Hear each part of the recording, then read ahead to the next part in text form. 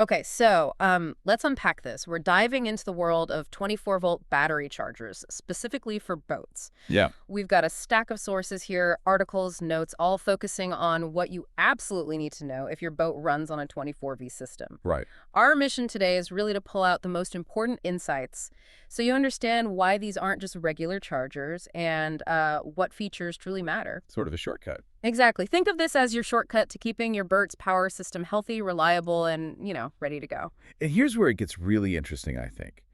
For boats, especially those with, say, powerful trolling motors, Uh, maybe over 55 pounds thrust, uh. or dual battery banks, Okay. using a standard 12-volt charger on a 24-volt system, Well, well, it isn't just inefficient. The sources make it crystal clear it'll cause serious damage. It'll basically kill your batteries. wow. Yeah. What's fascinating is how a proper 24V marine charger does so much more than just, fill them up. It's really about maintaining the long-term health. So this is less about raw speed and more about smart power management then. Exactly. Yeah. A quality 24V marine charger, yeah, it ensures fast, efficient charging, but its real value is extending battery life Hmm. and protecting against common boat battery killers like overcharging, sulfation, that's that nasty crystal buildup inside. Right. I've heard of that. Yeah, and just corrosion from the whole marine environment. Got it. So these definitely aren't just beefed up car chargers. Our sources flagged a few key features that make them marine grade essentials. Okay. First off, being waterproof or specifically marine rated, that seems non-negotiable because, well, it's a boat. Absolutely crucial. Yeah. It has to stand up to water, spray, salt water, all of it. Makes sense. And if you have multiple battery banks, multi-bank charging capability is vital. Lets you charge them all at once, Right. properly. Right. Beyond that, smart charging stages are essential.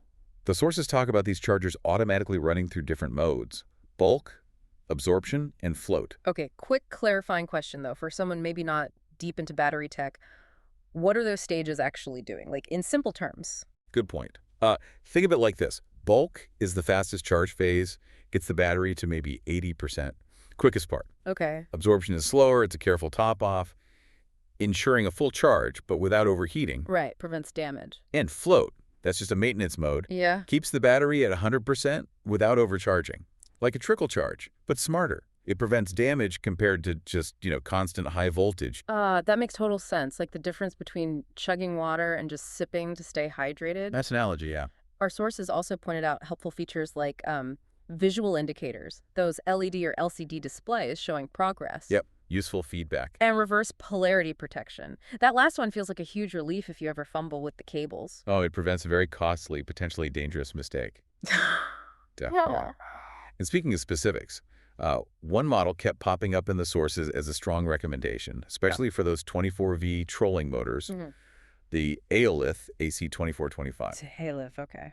Why that one? It was highlighted not just for being lightweight and smart, but specifically because it's fully encapsulated and IP68 rated. IP68, that's like completely waterproof, right? Serious protection. Totally submerged protection, yeah. Mhm. They also mentioned it has a recovery mode. A recovery mode, what's that for? Yes, which can be a lifesaver for deeply discharged batteries. Mhm. Instead of just giving up and buying a new battery right away, the charger actually tries to restore it first. Wow, okay, that connects directly back to saving you money and hassle then. Big time. The sources also mentioned different types of chargers, onboard versus portable. Right, yeah. Onboard ones are permanently installed, usually weatherproof, often multi-bank. Ideal if you use your boat frequently, right? Makes sense. Versus the portable plug-and-play ones. They're less expensive, great for occasional use, or maybe as a backup, though perhaps not quite as rugged. So your usage kind of dictates the best type. Exactly. Another practical thing the sources hit on was charging amperage, usually shown as A. Higher amps charge faster. Mhm. Simple as that. They gave an example. A 20-amp charger could charge 200 amp hour Mm, batteries in maybe 5-6 hours, right. whereas a 10 amp would take, well, roughly twice as long. So you got to consider how quickly you need that turnaround between trips. That helps put the A number in perspective. Mm. And installation, it isn't just plugging it in, is it? Oh, definitely not.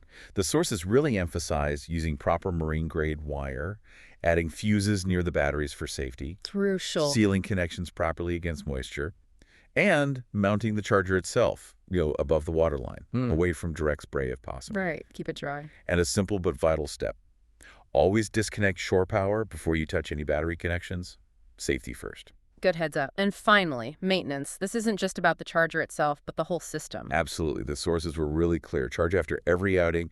Don't let them sit discharged. Okay. Don't mix battery types like lead acid and AGM on the same charger bank. Check connections monthly for corrosion. Clean them up. Makes sense. Regularly test the voltage with a multimeter just to see how they're holding up. Ensure proper winter storage if that applies. And they couldn't be clearer.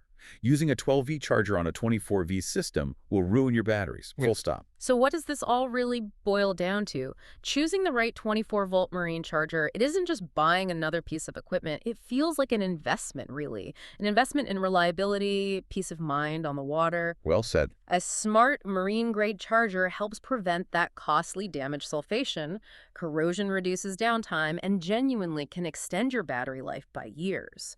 Remembering features like that IP68 waterproofing, smart charging stages, maybe a recovery mode, those are key things to look for. Yeah. So this raises an important question for you listening. Knowing now how critical the right charger and, just as importantly, that consistent maintenance are for the health and longevity of your boat's 24-volt power system, how might this change the way you plan and prepare for your next trip out on the water?